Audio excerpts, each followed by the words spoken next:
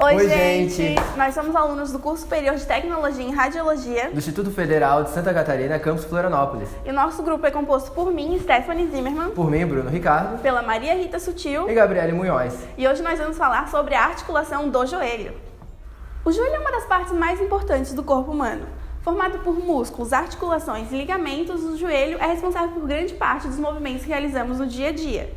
Ele ainda confere sustentação a todo o peso do corpo e também recebe carga quando praticamos algum tipo de exercício físico. O joelho é composto por 4 estruturas ósseas: tíbia, fíbula, patela e fêmur. A patela é um osso tipo sesamoide, que fica na frente do joelho e articula-se com o fêmur. Na parte superior da patela, prende-se ao tendão do músculo quadríceps, que fica na parte anterior da coxa. Na parte inferior da patela, sai o ligamento patelar que vai se inserir na tíbia. Os meniscos medial e lateral, os ligamentos cruzado anterior e posterior e os ligamentos colaterais fibular e tibial. Agora vamos observar acidentes ósseos e imagens seccionais dos ossos que fazem parte da articulação do joelho. Em um corte axial, na parte mais superior do joelho, na porção distal do fêmur, observamos o côndilo lateral e medial, epicôndilo lateral, onde já começamos a observar o aparecimento da patela. Na patela, a face articular, que se articula com o fêmur, e a face anterior. Depois de olharmos essas estruturas da patela, retornamos ao fêmur, com o surgimento do epicôndilo medial e a fossa intercondilar, localizada posteriormente. Já na porção mais inferior do joelho, na porção proximal da tíbia, temos a eminência intercondilar, o côndilo medial, côndilo lateral e a tuberosidade. E no final do corte axial, podemos ver a cabeça da fíbula.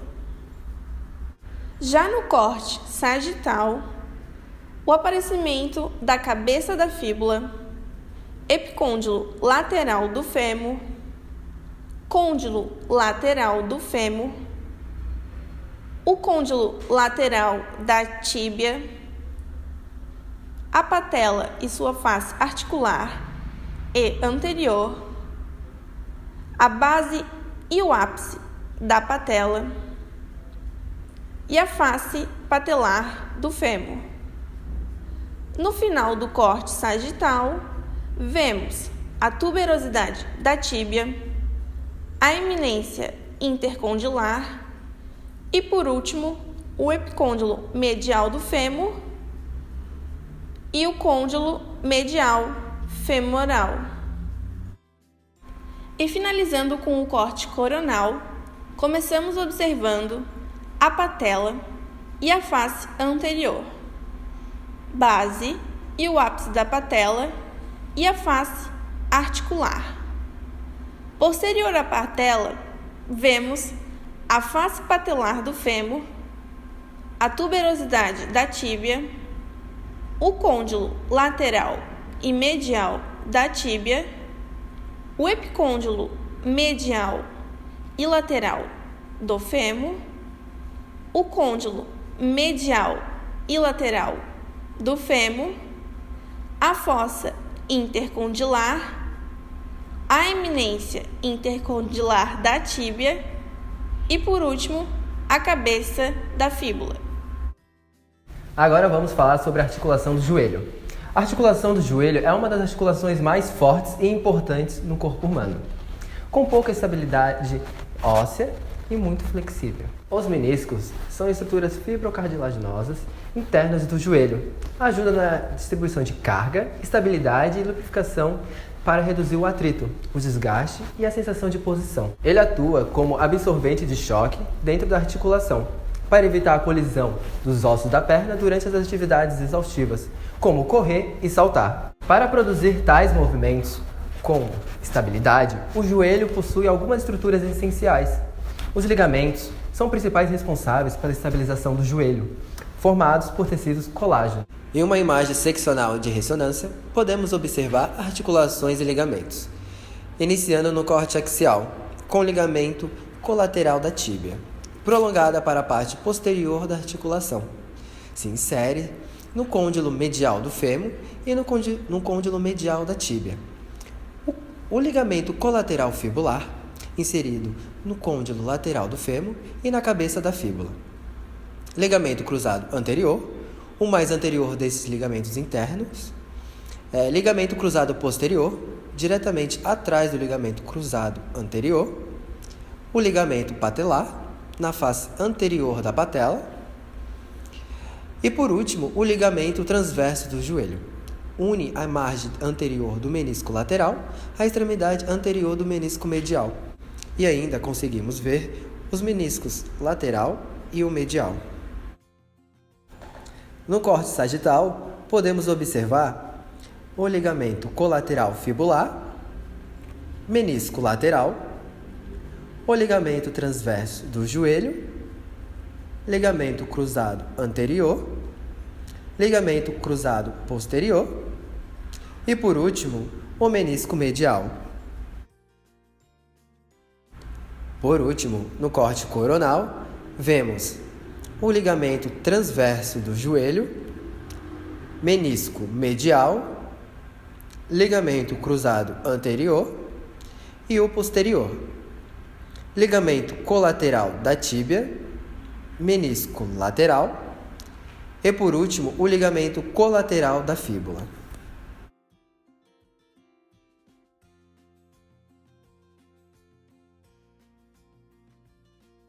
Agora vamos falar sobre os músculos e tendões que compõem a articulação do joelho.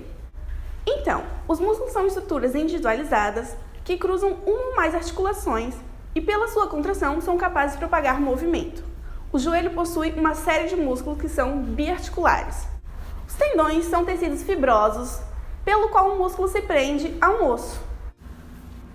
Em uma imagem seccional de ressonância magnética, observamos os músculos e tendões, iniciando no corte axial, com o músculo reto femoral na porção anterior, o tendão do músculo vasto intermédio, vasto lateral na porção anterior, o músculo vasto intermédio na região anterior, articular do joelho anterior, o bíceps femoral de cabeça curta e longa na porção posterior, músculo semitendíneo na porção posterior, o vasto medial anterior, tendão do músculo adutor magno posterior, sartório na porção anteromedial, o semimembranáceo na porção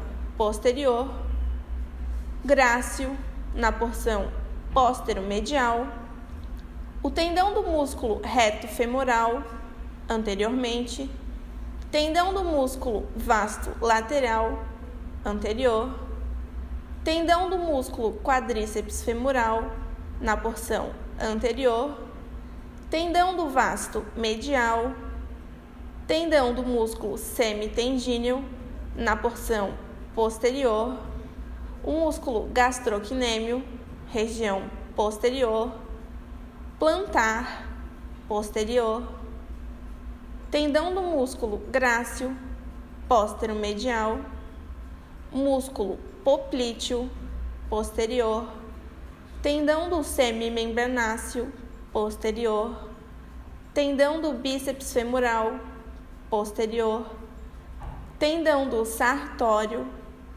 anteromedial e, por último, o músculo sóleo na região posterior.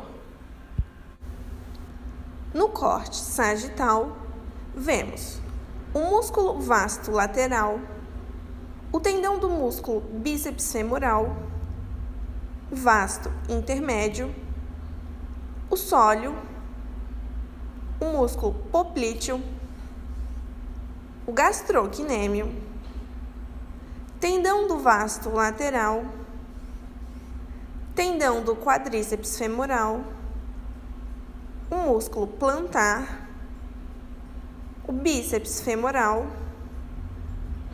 tendão do músculo reto femoral, tendão do músculo vasto intermédio, reto femoral, músculo articular do joelho, semimembranáceo, vasto medial, músculo semitendíneo, tendão do semimembranáceo, tendão do músculo semitendíneo, tendão do músculo grácil e, por último, o músculo sartório e grácil.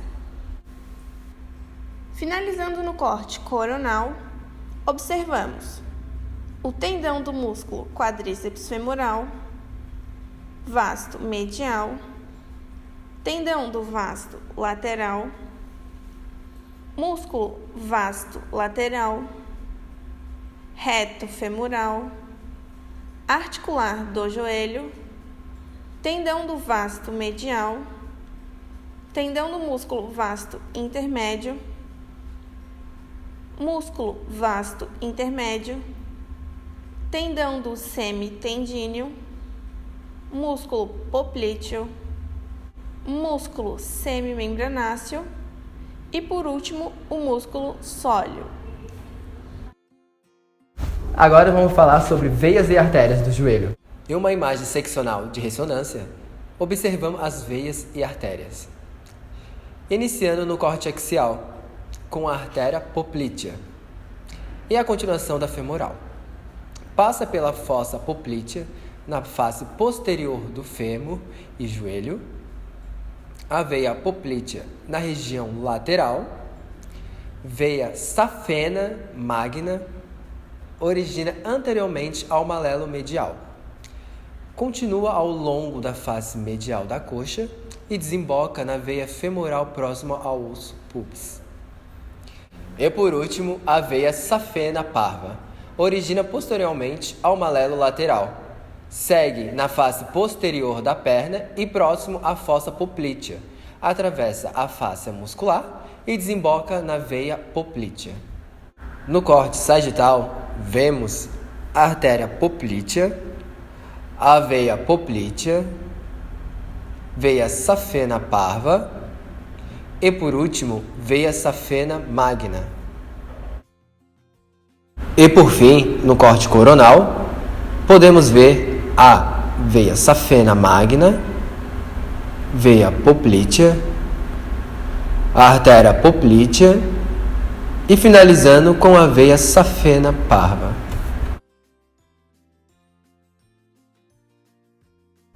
Agora vamos para as curiosidades. O joelho é uma articulação bastante vulnerável e sujeita a lesões. Essas lesões podem ser provocadas por traumas diretos, como pancadas, por exemplo, ou por traumas indiretos, como as entorses. O uso excessivo também pode ser precursor dessas lesões, sendo as regiões condrais e tendíneas as mais cometidas. As lesões ligamentares podem ser classificadas de acordo com o grau da lesão. Grau 1, leve estiramento. Grau 2, ligamento estirado com lesão parcial. E grau 3, ruptura ligamentar total.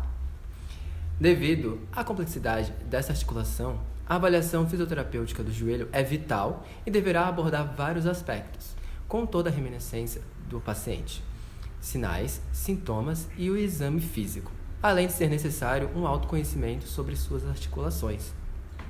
Então, gente, esse foi o vídeo de hoje. Espero que tenham gostado, que tenhamos contribuído para o aprendizado de vocês.